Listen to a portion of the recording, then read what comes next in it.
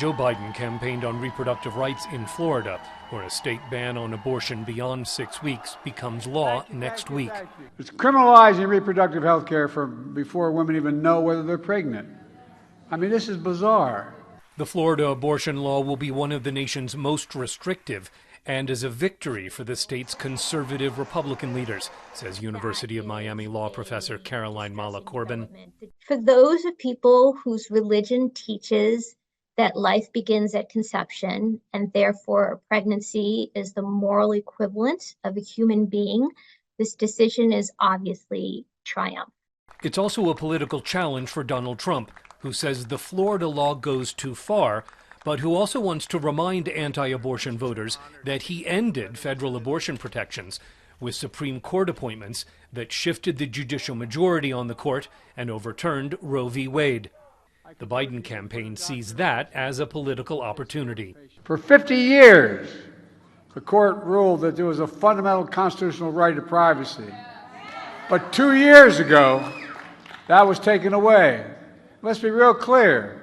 There's one person responsible for this nightmare, and he's acknowledged it and he brags about it, Donald Trump. Trump does brag about it, and did so again in a video on his social media site this month. This 50-year battle over Roe v. Wade took it out of the federal hands and brought it into the hearts, minds, and vote of the people in each state. It was really something. Now it's up to the states to do the right thing. The challenge is when states do things with which Trump does not agree, like Florida, and like Arizona, where the state Supreme Court upheld an 1800s ban on nearly all abortions. Voters in Arizona and Florida will both have abortion rights measures on their November ballots.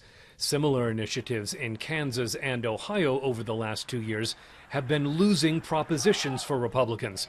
And Trump is reminding supporters about the electoral vulnerability of abortion. Like Ronald Reagan, I am strongly in favor of exceptions for rape, incest, and life of the mother.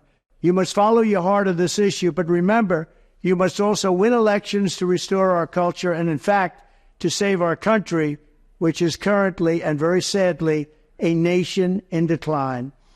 It's a vulnerability Biden is pressing. Donald Trump is worried voters are going to hold him accountable for the cruelty and chaos he created. Folks, the bad news for Trump is we are going to hold him accountable. We are. He should be held accountable. As part of its push on reproductive rights, the Biden administration this week strengthened medical records privacy for people traveling across state lines. It's aimed at protecting women who live in states where abortion is illegal from being prosecuted in that state for having an abortion elsewhere. Scott Stearns, VOA News.